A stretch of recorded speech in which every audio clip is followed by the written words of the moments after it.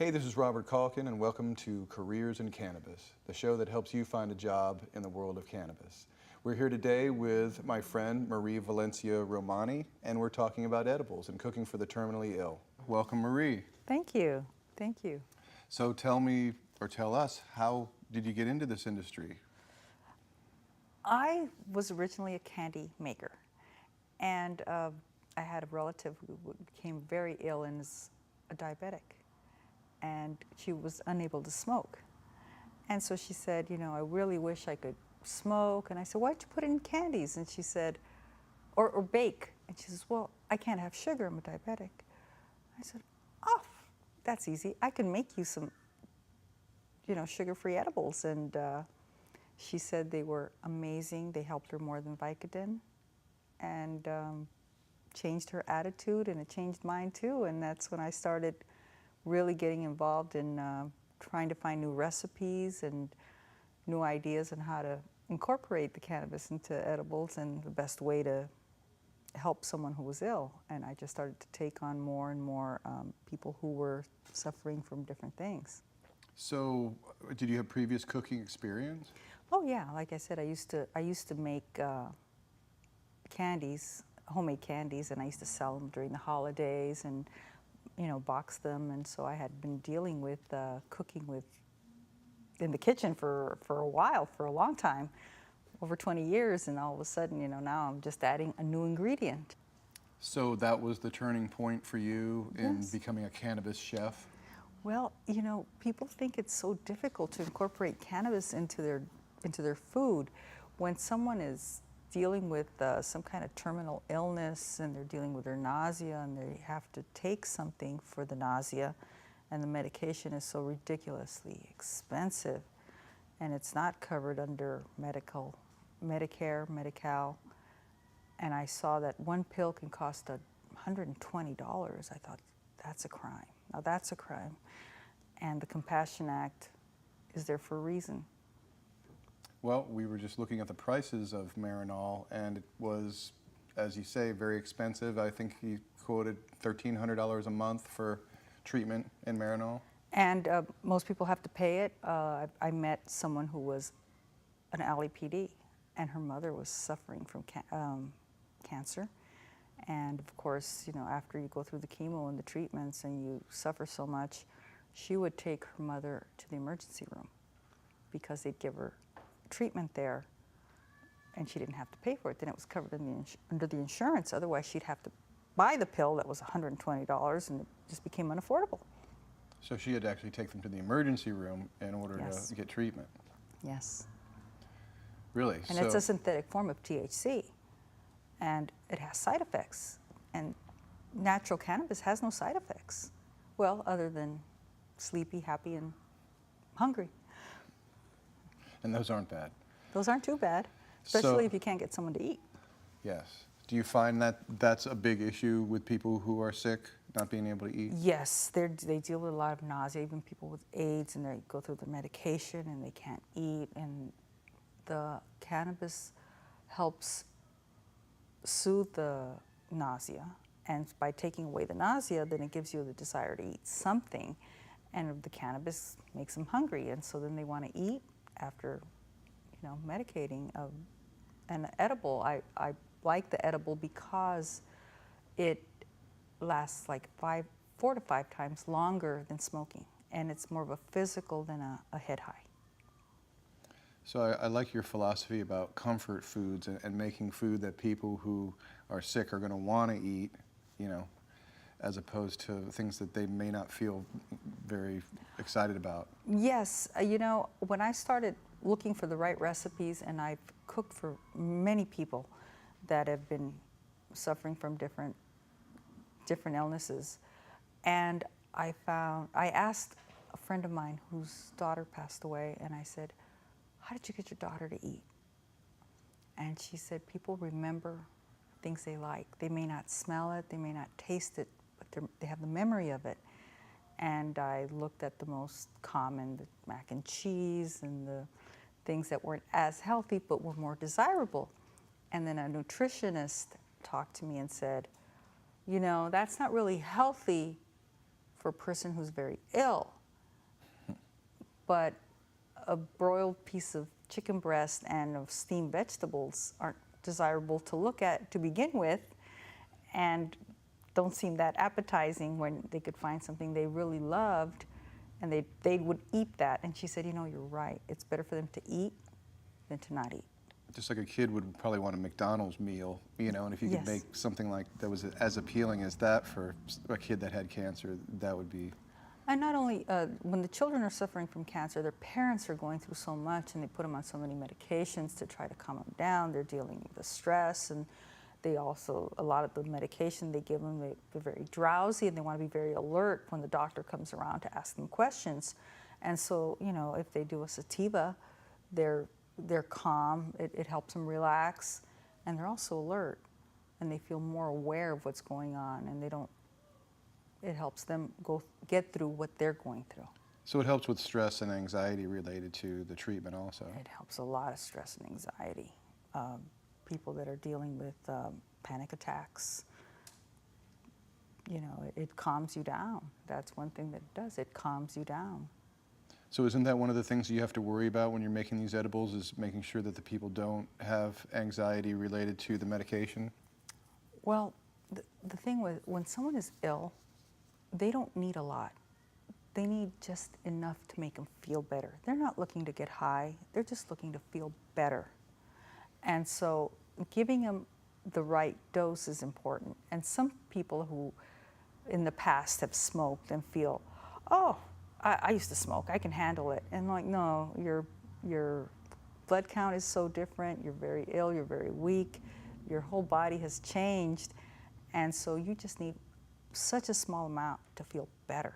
So in other words, the dosage is not the same for medical use as it would be for recreational use. Oh, of course, of course. So what's the difference? Oh, the difference is, I mean, you start with the smallest amount and work your way up, whatever makes you feel better. Because when you are so weak, what is normal for someone who just wants to have a recreational amount would be way too much for someone who's ill.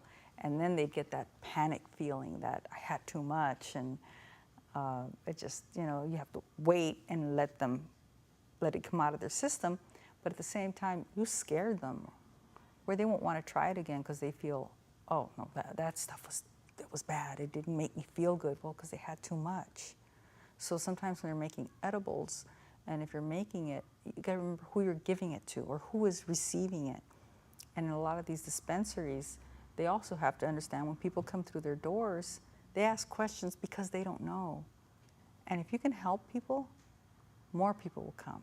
They will tell their friends who are dealing with it. And I have not met anyone who doesn't know someone or has a relative who has dealt with cancer.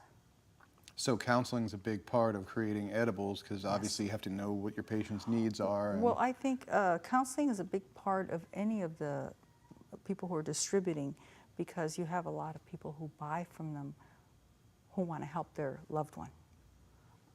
All the great papers who've ever been written about cannabis by Oxford and Harvard and Stanford and all these great people will say, my daughter was dealing with this, my wife, my husband, and they saw the results. And then they write a paper on how great this miracle drug is because it really helped them. So they had to have a personal experience with it, Yes. or someone that they knew have an experience in order to verify in their Oh minds. yeah, That and then this, they're, oh my God, it's true, this really helps. Then I'm ready to put it on paper and sign my name to it. So you've seen firsthand, obviously, the benefits Yeah. of using medical marijuana. I have seen firsthand, and I have had, I started out with cooking a lot and giving it away. And my friend had a place, and she brought in a lot of people that were dealing with cancer and would give them information, give them therapy. And I contacted a lot of people that way, and I'd make them something with very low doses and say, try this, tell me what you think. Because I couldn't teach if I didn't know, you know, because I'm not suffering from AIDS or, you know, some chronic pain that is so extreme that I can't bear. And so I needed people to taste this, tell me if this, is enough, does it make you feel better? And I had a phone call from a woman who said I had made her candies, and she said, I was waiting to get my chemo, and I wasn't on the schedule, and I had to wait, and I was so tired, and I didn't want to do it anymore. And I was so stressed out, and I started crying, and my husband told me, just wait, it'll be okay. She goes, and I went in my purse, and I had one of the candies you made, and I took it, and I was waiting, and then I just started to feel relaxed. And I did my last chemo, and I don't think I could have done it without that edible. I was ready to walk out. And when she called me and told me that, I'm like, oh, yes, I'm doing this for a reason. So it not only helps the symptoms or the side effects, but it also helps you get through the treatment. Yes, I mean, she was so just, I'm done. I can't do this anymore. And it just relaxed her and helped her deal with it. So I'm sure these are the kind of things you have to explain to people who have never tried it or maybe afraid of it and want to know how to introduce it to their loved ones or get it for their loved ones. Oh, yes, because most people just think the only way to consume it is to smoke it. But someone who's very ill and has had some kind of tube pulled out of their throat can't smoke, or they have a lung cancer or some kind of problem, they can't smoke at all. And it's so easy to put it into any edible as long as it's prepared properly, and you grind it down and you put it in as a spice. It's a spice. And there's so many different kinds of fragrances, just like any spice. So you could literally incorporate it into any kind of food or thing that somebody ate or drank, right? Oh, yes, yes.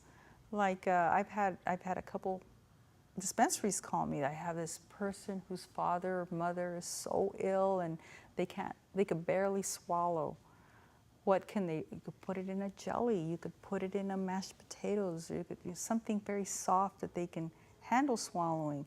But like I said, Soup. Most people think the only way to consume this is to smoke. And they don't understand. Is that one of the largest misconceptions that you run into? I believe so. That's the biggest misconception I've run into. Everyone assumes the only way to take, oh my gosh, I heard marijuana helps. I have to try it for my aunt, my mother, whoever. They have to smoke. But that's not the case. So what kind of things do you tell them about? Well, there's different kinds of things. Of course, you can make a butter out of it, and you can incorporate it into anything. You can put it in your baked goods. You can put it into any sauce. You want to make an Italian sauce, an enchilada sauce, a salsa. You can just add it in like you add oregano, like you add garlic. It becomes that kind of a spice. And I like the buds more than anything else because you use less, and it has less cannabis taste, and it still has the same potency. So I know from listening to you speak that you like to use cannabis that smells fruity or has a Yes. nice scent as opposed to... Oh, definitely, because even though they may not have taste buds, when I'm looking at food, I want it to smell good. I don't want to give it to someone I love, and I know it's smelling strong in some way that I wouldn't eat it, And of course, there's also tincture. I like the tincture a lot. It's concentrated. It's Maybe you want to tell everybody what tincture is? a tincture is, gosh, it's like making a cup of coffee.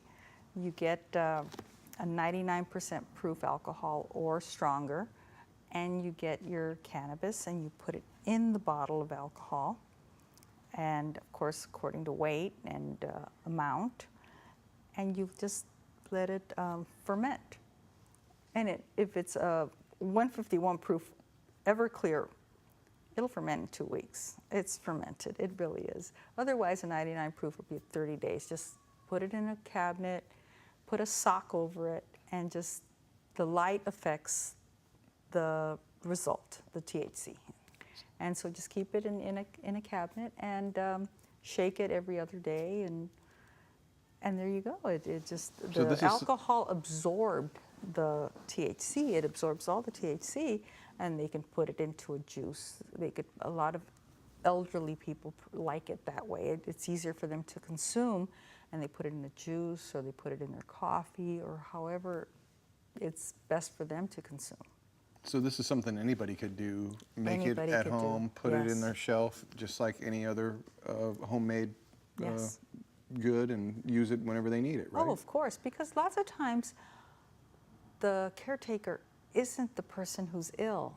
It's the person who has no clue what to do in the kitchen. And so there's so many easy ways to incorporate it into food.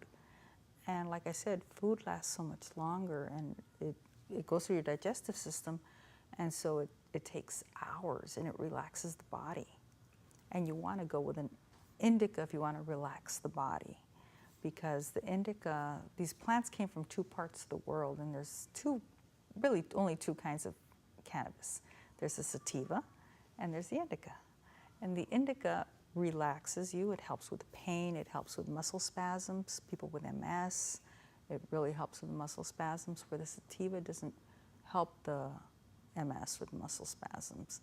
The sativa does help with the nausea, but it keeps you very alert. The other one does help you sleep. It helps with pain. It's more of and it also helps with swelling.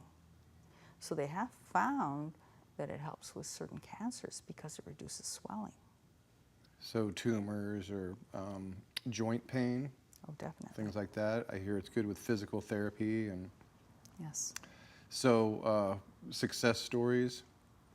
I know you got Well, sometimes when people are very ill and they can't, the outcome may be the same, but the road to the outcome can be less painful, more comfortable to deal with.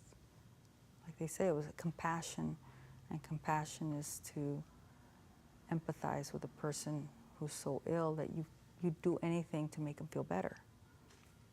So this is all about improving the quality of their life. Definitely. For you. Yes, yes. Because like I said, even though the outcome may be the same in a year from now or whatever, that's up to So a obviously, higher being, But between now and then, what will their quality be?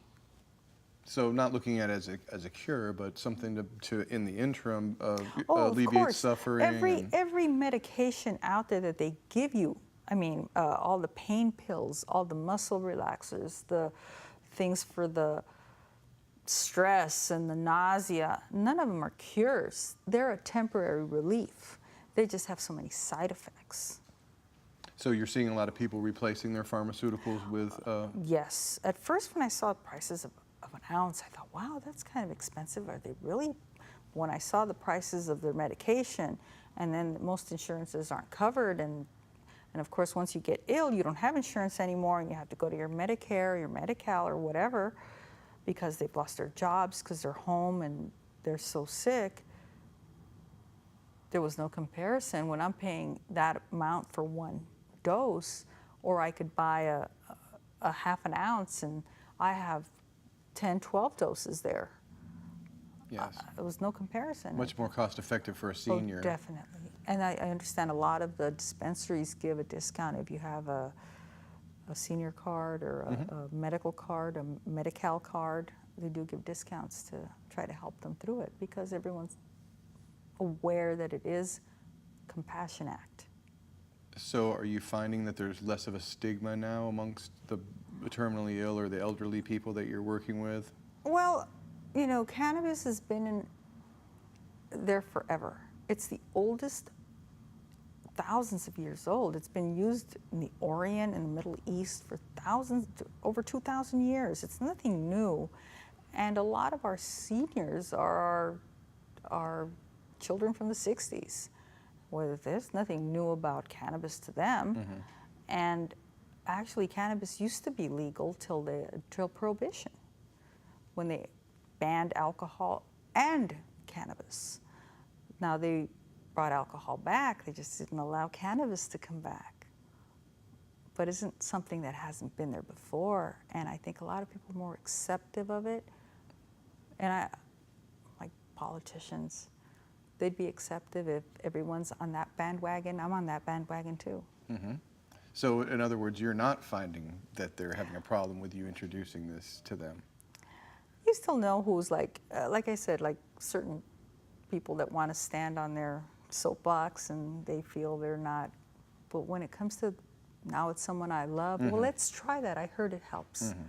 Well, they You change know, their mind quickly. Then they once change their they have mind. You know, personal well, experience. let's try it. You know, I understand, especially when doctors are trying to give you a prescription for a synthetic form of THC. So Then it's like, wait a minute, a synthetic, and here are the side effects. And then you say, well, maybe I should try the natural.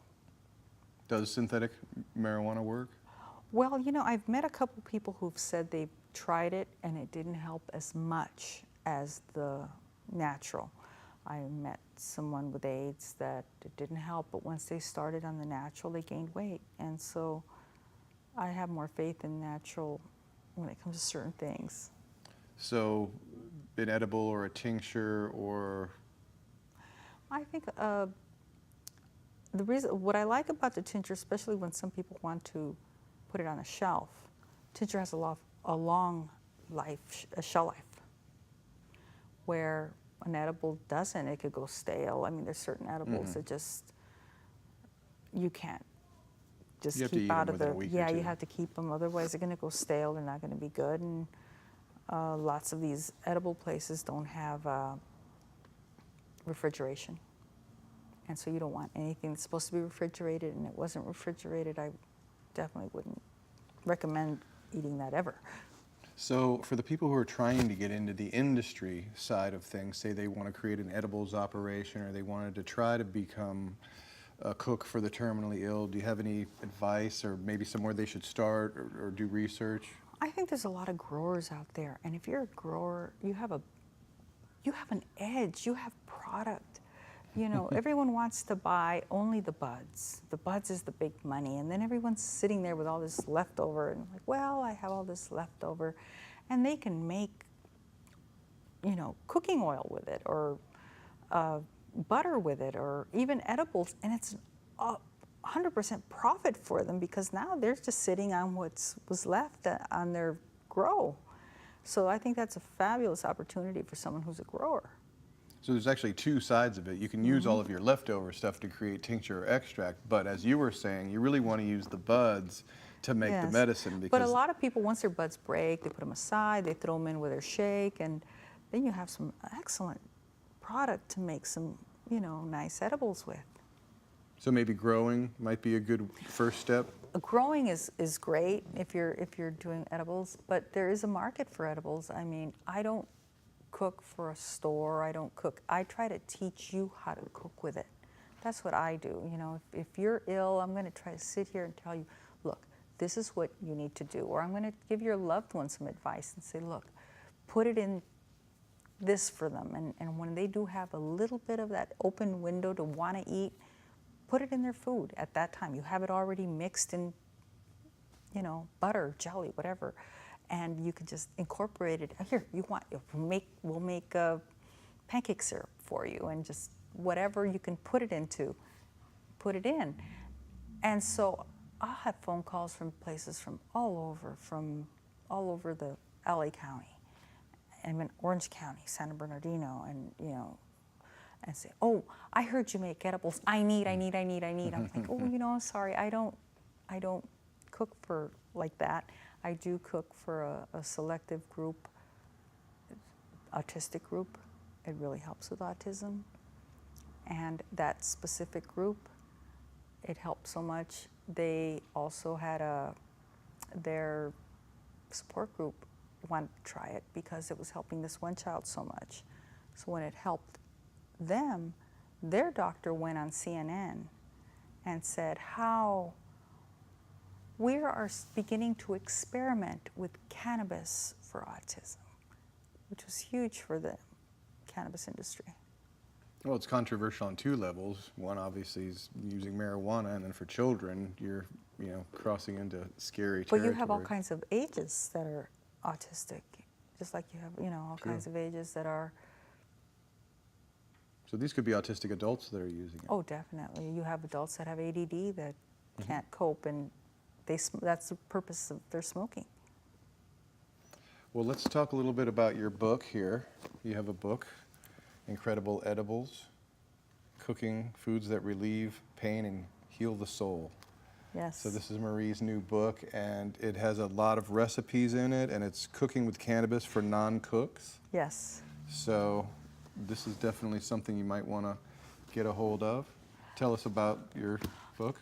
When I started teaching, and I was also cooking for people, I thought, well, I can't teach if I didn't cook for all these different causes, all these reasons, you know. How can I tell you what edibles do for ADD? I found edibles sugar-free, because a person with ADD does not have edibles because they have sugar. So what edibles sugar-free do for a person that has ADD, they relax them completely. I had these young men tell me, I have never felt my whole body relax. I didn't know what that was like. I smoked because I'm ADD, but they only smoke, so they only felt it here, but they never completely relaxed. And so I kept taking notes and notes and notes on everything I'd get from people I was cooking for. And I had like all these notes, and I thought, well, I'm teaching a class, and then they'd say, oh, can you repeat that? And they wanted all this information, or how was that recipe again, or give me the amounts of how much butter to, or what other, and so they couldn't take notes fast enough. And I'm like, God, I gotta give them some kind of printouts and hand them out, and then it's like, before I knew it, I had put a book together, and Bob really helped me, and he helped me get this in a book form. Well, this is important information everybody needs to have, so straight from the horse's mouth is where it's coming. So you guys get a hold of this valuable resource. Well, you could always go on Cannabis Career Institute.com. And Marie's going to have a website too of her own pretty soon, and you can either get this on PDF or hard copy. And we'll be right back talking to Marie about concentrates.